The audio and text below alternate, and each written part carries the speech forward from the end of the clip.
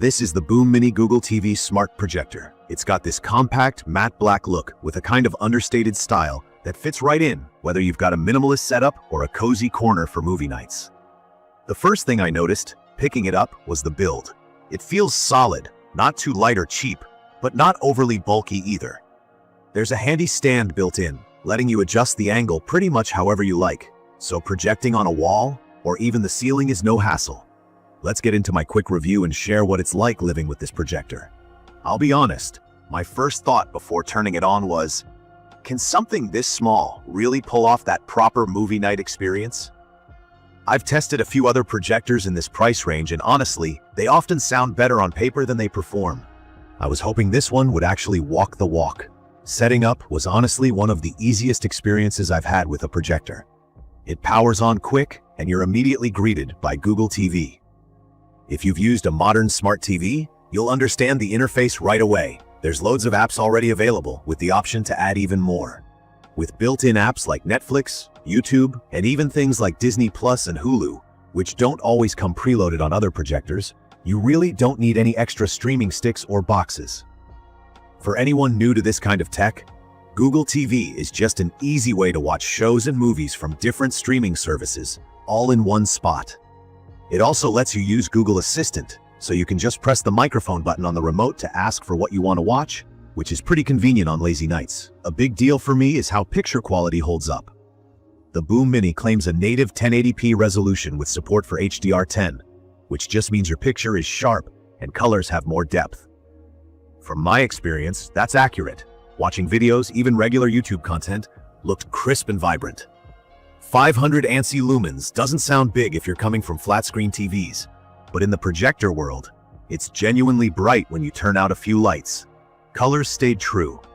Blacks weren't super deep like with the most expensive projectors, but way better than what most small projectors offer. I was genuinely impressed with autofocus and Keystone correction features. These just mean the image quickly becomes sharp and square to your wall automatically, even if you nudge or move the projector.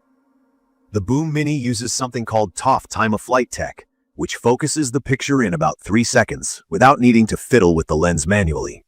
That's a huge bonus for anyone who's adjusted an older projector by hand for what feels like forever. Audio is something people often overlook with projectors, but honestly, it can make or break the experience. The Boom Mini has 4 visible speakers at the back and pushes out 20 watts of sound with Dolby audio tech built in. In simple terms, you get decent volume and detail. Watching action movies, voices were clear, even when the sound effects ramped up. There's real bass for the size too, which surprised me. If you're throwing a backyard movie night or need a quick setup without extra speakers, it's more than enough. At home, the sound fills a medium-sized room easily. Plus, there's a volume knob right on the top for quick adjusting. Versatile connectivity is something that matters a lot to me. It comes with dual-band Wi-Fi and two-way Bluetooth, so you can stream stuff instantly, or even use it as a Bluetooth speaker for your phone. Casting from both Android and iOS happened without delays in my tests, and plugging in devices via HDMI worked like a charm, if you'd rather use a laptop, gaming console, or an external streaming stick. It's nice that you're not locked in. Whatever device you want to use, it'll connect with minimal fuss. If you're on the fence about portability, you should know it's not pocket-sized. While it's compact and easy to move around the house, it's a little weightier than some truly mini projectors, probably because it packs in more powerful speakers and better optics. Setting up in a new room or even outside just means finding a surface, aiming, and powering up. For travel, like tossing into a backpack frequently, it's not the lightest, but for moving around at home, it's great. During my first few days, I did notice that movies look best in a darkened room, or at least with the lights dimmed.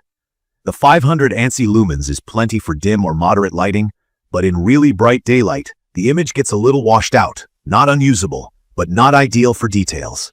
It's perfect for nighttime viewing or pulling the curtains during the day. That's not unusual for projectors at this price and size, but worth knowing if you plan to use it for presentations or in bright rooms. Build quality is solid for the class. The outside casing is plastic, which is totally fine for most home setups, but don't expect the same kind of premium metal finish as you'd see on top-tier models. One thing I appreciate is the cooling fan is quiet, just a low hum so you're not distracted while watching a show. Another little feature I liked was Kids Mode.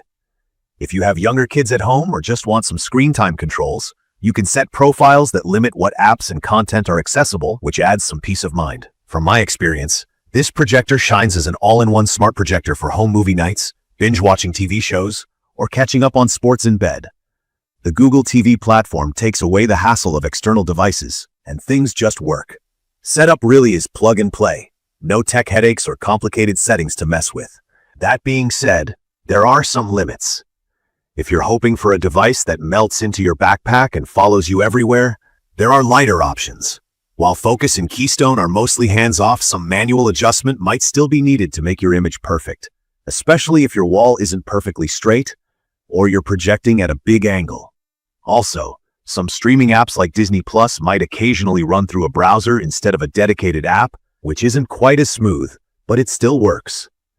For anyone new to projectors, I'd say don't worry about the technical stuff too much. The basics you need to know.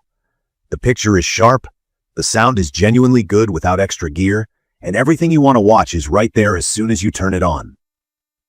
There's no learning curve. You don't need to download extra apps or buy extra accessories unless you want to connect a specific device like a game console. In conclusion, I'd recommend this for anyone who's looking for a smart projector that's easy to use, has really solid picture and sound quality for its size, and covers all major streaming platforms out of the box. It's perfect for movie nights, TV marathons, sports, and even the occasional outdoor movie when you want to switch things up. I'm genuinely glad I got to try the Boom Mini Google TV Smart Projector. And from my experience, it's one of the most convenient and satisfying home projectors I've tested. If you enjoyed this quick review or have questions about how it works, hit that subscribe button and drop a comment below. Let's chat about projectors or your own experience if you've used something similar. Thank you for watching.